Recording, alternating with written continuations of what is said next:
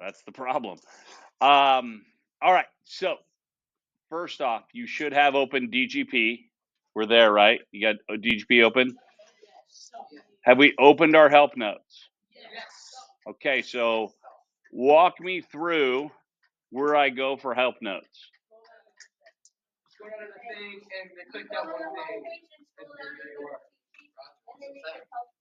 Go to home, scroll down to cheat sheets, go down to cheat sheets, and then I'm going to go to help notes, and then I scroll down to Wednesday. All right. So I have to actually scroll up a little bit because I did use this earlier. I'll scroll down on this one, and now we're on Wednesday. Wednesday's all about clauses. Wednesday's all about clauses. Your reminder for clauses will be this. Today's all about brackets, you brats. I will say it every Wednesday. If you feel like I'm pinpointing you because you are a brat, that probably means that you should fix being bratty. Sorry, Chesney, that was centered on you. Don't be bratty. You won't be bothered by me calling you a brat. But it's all about brackets, you brats. In the brackets, go clauses. Now, it doesn't actually tell you here that you need to have brackets, but then later on, when it shows the directions, it shows how to do that. But it doesn't say it in your help notes. So you have to remember, in between the brackets are clauses. Natalia, that is the wrong cheat sheet. That is the dialogue cheat sheet. It's okay. So, what is a clause? And I'm not talking about Santa Claus or Mrs. Claus, but what is a clause?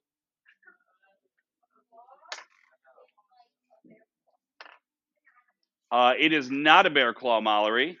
We're talking about a CLAUSES. Now, some people are looking. Evie, where are you looking at? You look like you're reading.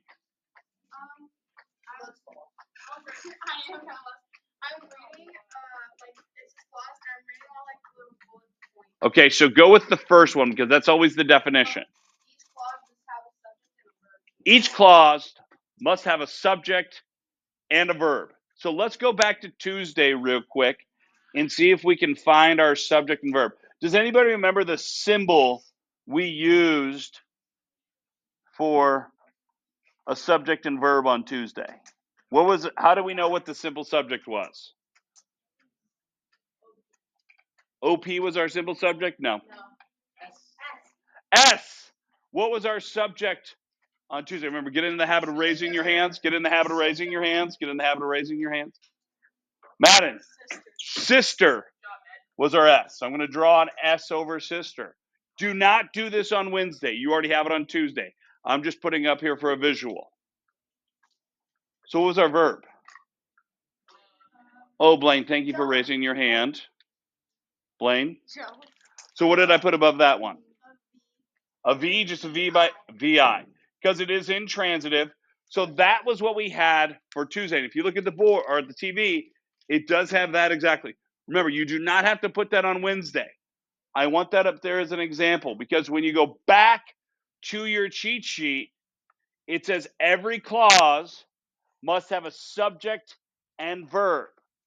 Now, we're going to put brackets around our clause.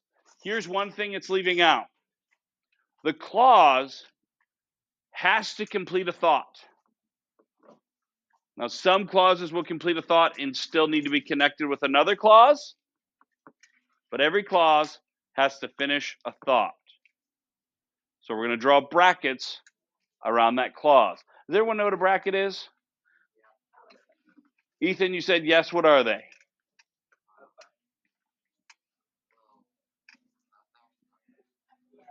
Are they squared off or rounded?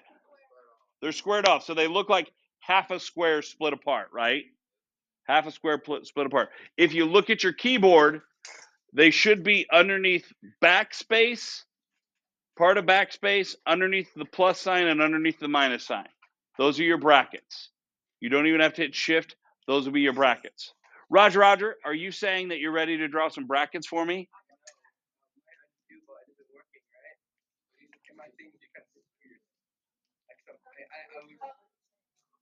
So if the undo button is not working right, then you would be able to, it would keep on doing.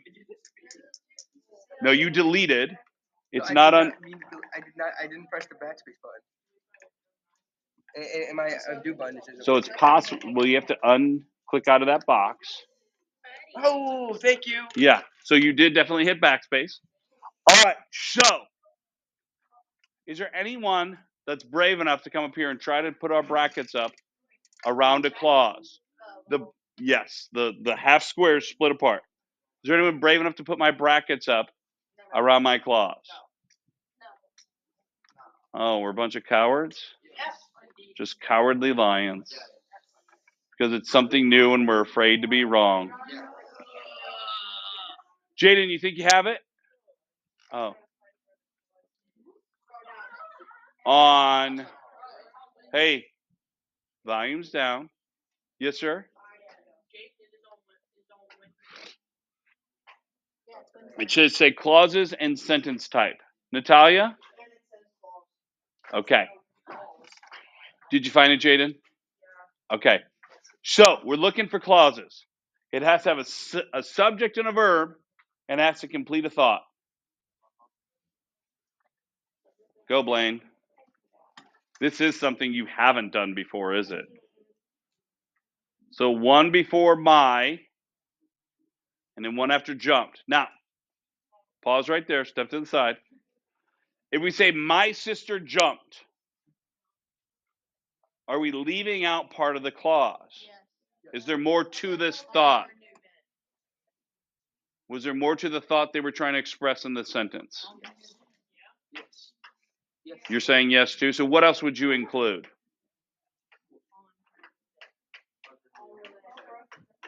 Let's find out. You got to draw it before I can tell you. Well done. Now, we could have my sister jumped and that's the end. Because with a bracket here at my sister jumped, right? If it says my sister jumped, that's a complete thought. However, did we have more to this thought? Yes. So it changes slightly. You have to make sure this is the minimum. This is the minimum for a clause. We just have more information. So I'm going to erase these. And that's what you should wind up with. In case you're wondering, well, how do I put the brackets into my DGP? Click back onto your DGP sheet.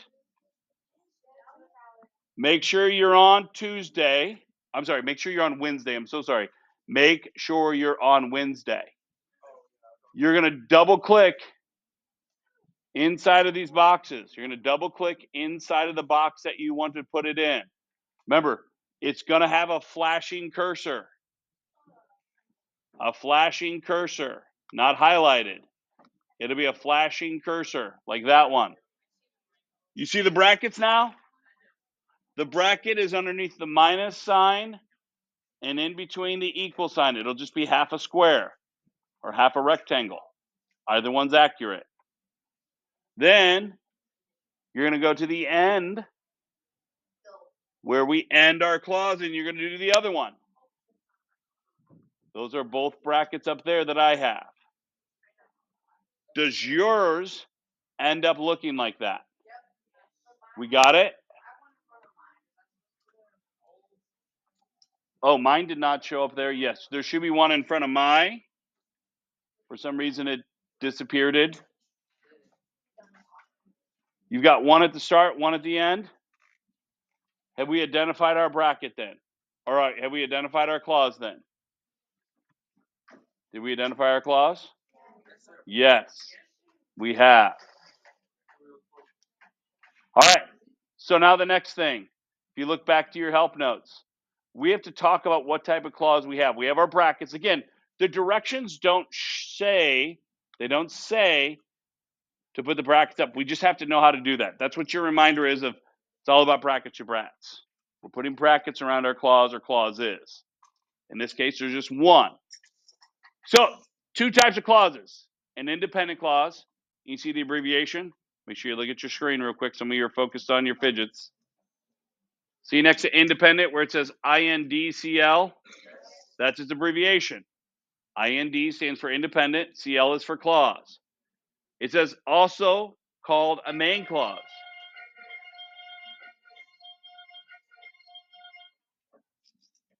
Every sentence must have at least one independent clause. If you don't have an independent clause, that's when we start talking about incomplete sentences. Does that make sense? If you have an incomplete sentence, you've said something like, because I said so. Because I said so is not a complete sentence. Note, if your parent says, because I said so, don't go home today and say, that's an incomplete sentence. It's going to make things worse. Xander, I'm recommending no. Everyone here heard that. So if he later says, Mr. Lloyd told me to do this, we all know I did not. I have it recorded, as a matter of fact.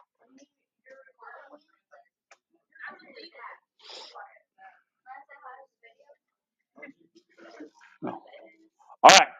So looking at how we show this, there's a box right here. Everyone see it? Right there. It's got a drop-down menu.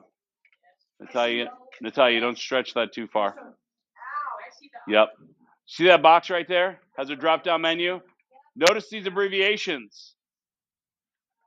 Independent clause, adverb dependent clause, adjective dependent clause. Okay. You're going to click on this box one time. See how it's just highlighted around it? I'm not clicked inside of it. It's highlighted around it. I'm not clicked inside of it. I'm going to click on it one time. One time. You're going to hit Control C. Anyone know what Control C does? Control C copies. Control C copies. Anyone know how to paste? Just V? Control V. Good job. Control V. And just so you know, Control V literally means like, you're taking this box right here, Control C. See how it has a little dotted line around it? It doesn't show very well on the TV. But then you're going to paste it somewhere in between those brackets. Now, once I move this cursor, you're going to see there's a drop-down menu right here, isn't there? I've now taken this box and I've copied and pasted it here. It didn't work. Did you get it? Turn your screen around. Let me see real quick. Okay, show me what you're doing. Okay, it's copied. Now, click somewhere. No, in between the brackets. Control V. Yeah. Control V. All right. Hey, settle in. Don't be talking across the classroom. Now, do we have an independent clause that makes sense on its own, or do we have a dependent clause? Who's willing to go up there and write one of these responses on the board? Oh, cowardly little lions again. Ethan said, "No, you're not a cowardly little." So you ready? You got this? Oh, I was excited for you. Are we going to write independent clause where this statement stands on its own? Or is it one of those dependent clauses and it doesn't stand on its own? Macy, show me. Right above, anywhere between those brackets, just like we copied and pasted that box, we're going to put it right in between those brackets. That's fine right there. Are you spelling it all out? Wow, that's impressive. First off, the fact you spelled independent correctly, commendable. I know that's one of our words this week. However, look what the abbreviation is. INDCL.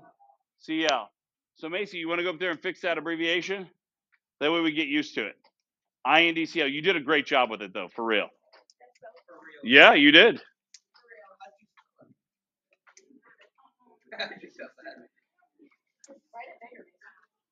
Now CL. You got to have CL with clause. She's fine. That's her handwriting. CL.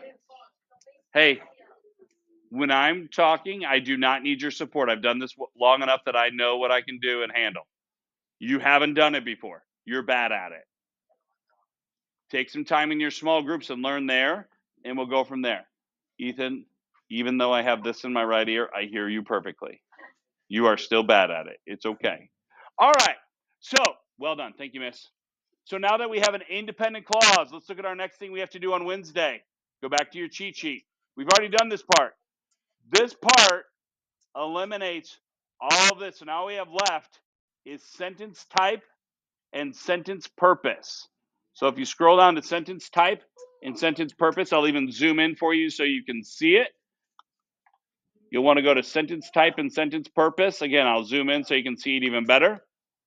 We have to find out what type of sentence type we have. Sentence type, a simple sentence, you notice it's SS, equals one independent clause. Do we have more than one independent clause? So what type of sentence do we have? A simple sentence, an SS. Who wants to go up and fill it in on the board for me? Chesney? Great question.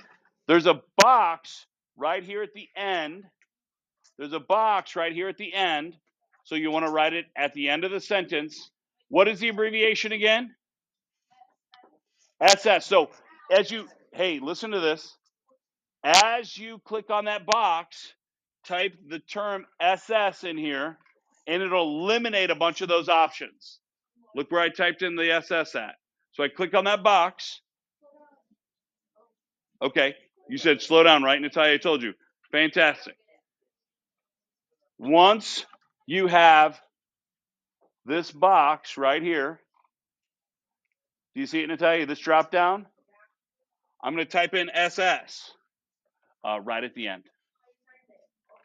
Type SS. You have to double click on it where you see the cursor and type SS. Do you get it?